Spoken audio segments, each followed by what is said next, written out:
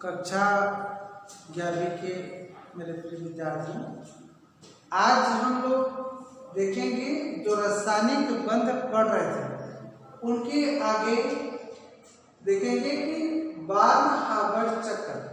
आप लोग आयनिक बंध पढ़े, विद्युत संयोजी बंध।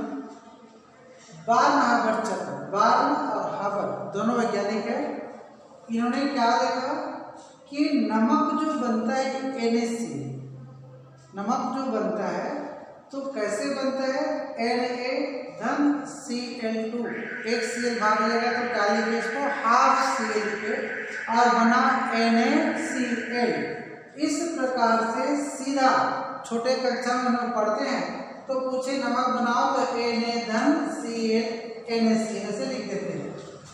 तो इससे बड़े कक्षा में काम नहीं चलेगा, आपको समझाना पड़ेगा कि कैसे NaCl बनाए, तो इसमें कितने ऊर्जा लगी, क्या हुआ, ये ज्ञात करेंगे। तो सबसे पहले देखेंगे तो ये Na है, S लिखा है, इसका मतलब होता है ठोस। क्या होता है, सॉलिड, सॉलिड को ठोस कहते हैं। तो ये Na एक उदासीन परमाणु है, विलगित परमाणु है, अलग किए हैं Na को। किस अवस्था में, भौतिक अवस्था ठोस। अब इस ठोस NaCl को गर्म करोगे तो वो किस में बदल जाएगा, वाष्प में या गैस में। तो किसी ठोस का वाष्प में बदलना कहलाता है ऊर्ध्वपातन। ध्यान दोगे, जैसे कपूर को गर्म करते हो ना, तो बिना द्रव में बदले किससे बदल जाता है, वह वाष्प में बदलता है। तो इस क्रिया को कहते हैं ऊर्ध्वपातन। और जो पदार्थ है जैसे कपूर को कहोगे ऊर्ध्वपातज। तो यहाँ पर सोडियम ठोस अवस्था से गैस अवस्था में आया तो क्रिया को ऊर्ध्वपातन, और लगने वाली या उत्सर्जित ऊर्जा को क्या कहोगे, ऊर्ध्वपातन ऊर्जा। इसको इंग्लिश में सब्लिमेशन कहते हैं। क्या कहते हैं, सब्लिमेशन। तो इस ऊर्ध्वपातन ऊर्जा को हम S से दर्शाएं, सब्लिमेशन एनर्जी।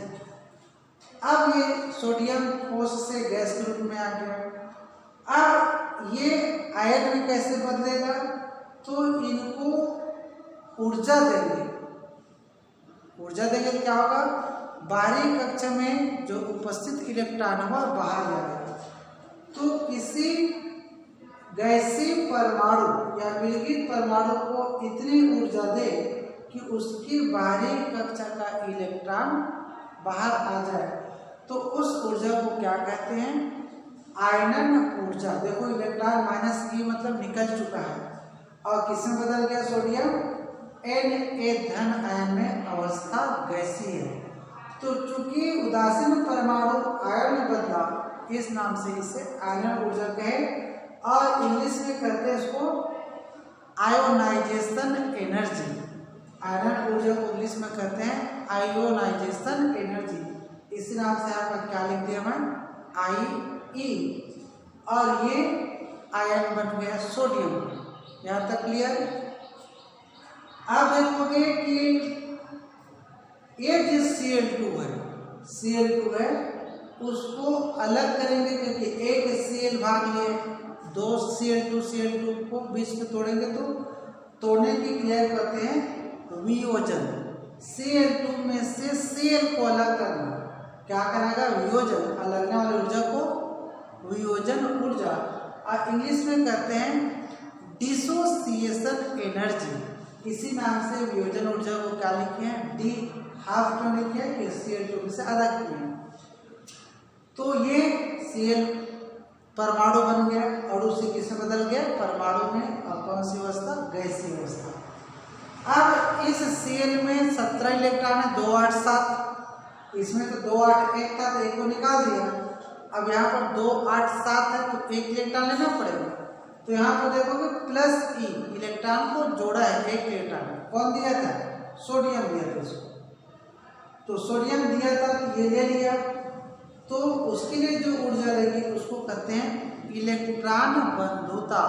किसी विलगित परमाणु में या किसी उदासीन परमाणु के बाहरी कक्ष में एक इलेक्ट्रॉन प्रवेश कराने के लिए लगने वाली ऊर्जा को या उत्सर्जित ऊर्जा को इलेक्ट्रॉन बंधुता कहते हैं। और यहाँ पर देखोगे ई इलेक्ट्रॉन, ए बंधुता को कहते हैं एफिनिटी। क्या कहते हैं? एफिनिटी। इसी नाम से इसको ई ए से दर्शाएं, प्लस इलेक्ट्रॉन लिया, माइनस मतलब निकाला। और ये जो क्लोरीन है ये किसमें बदल गया? क्लोराइड आयन में। सोडियम आयन में, क्लोरीन क्लोराइड आयन में। अब ये Na धन आयन और NaCl आयन दोनों मिलकर के बनाया NaCl। समझ आ गया? NaCl बनाया दोनों में। तो इस प्रकार से जो सीधा हम लोग पढ़ते थे छोटे क्लास में, उसको इस प्रकार से किसने क्या बताया? बार्नहावर ने। और बार्नहावर में हेस के जो नियम होता है उसको आधार मान करके बनाया। हेस ने क्या बताया? हेस का नियम कक्षा 12 में पढ़ोगे, फिर ही बताता हूँ। कोई रासायनिक अभिक्रिया एक पद में हो, देखो एक बार, या दो से अधिक पद में ऊर्जा परिवर्तन या एंथैल्पी परिवर्तन का मान समान होता है। कोई रासायनिक अभिक्रिया एक पद में हो या दो से अधिक पद में एंथैल्पी परिवर्तन का मान लगभग समान होता है। किसने दिया था? हेस ने। इसी को आधार मान करके बार्नहावर चक्र ने ये NaCl और कई यौगिक का निर्माण कैसे होता है इसको समझा। अब हम लोग देखेंगे कि ये सब का मान अगर रखें तो यहाँ पर देखेंगे NaCl की संभवन ऊष्मा। तो पहले तो समझो संभवन क्या है। संभवन माने निर्माण, बनना। NaCl कैसे बना? NaCl के बनने में जो ऊष्मा लगा उसको कहते हैं संभवन। संभवन मतलब निर्माण या बनना।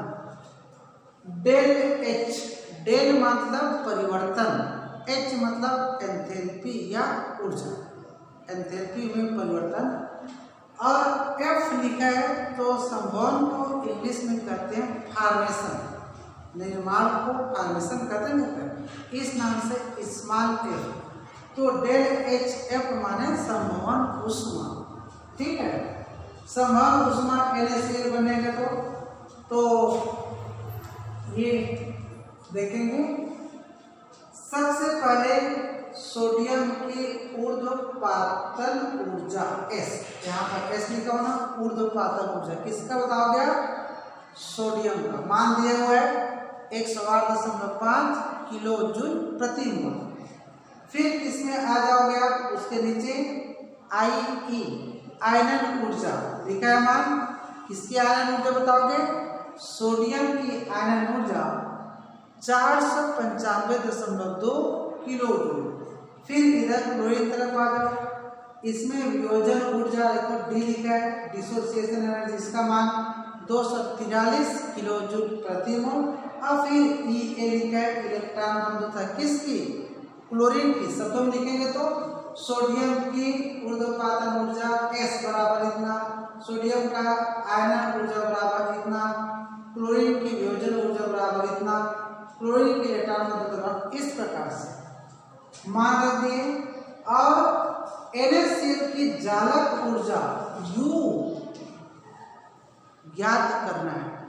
तो वहां पर देखोगे NaCl की जालक ऊर्जा U का प्रश्नवाचक चिन्ह लगा है।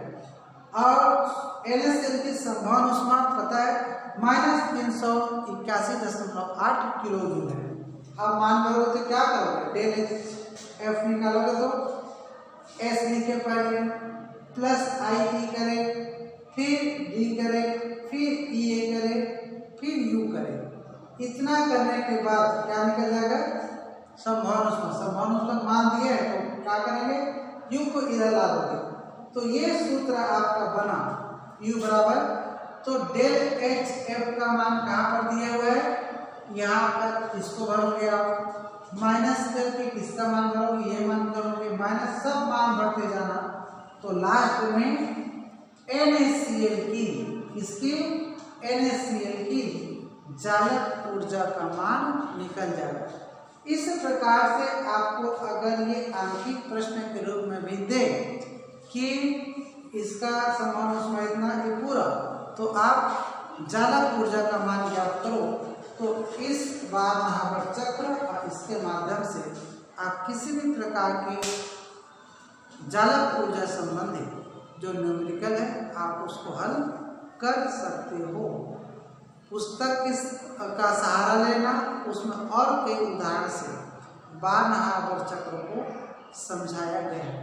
तो इस प्रकार से हम लोग क्या देखें आज, बारनहावर चक्र की सहायता से NaCl की चालक ऊर्जा कैसे ज्ञात करते हैं।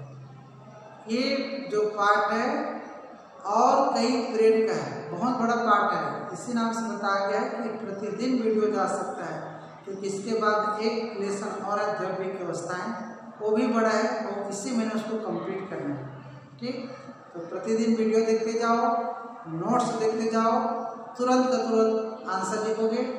इस बार असाइनमेंट बिना पेन कॉपी के जमा नहीं होगा। धन्यवाद।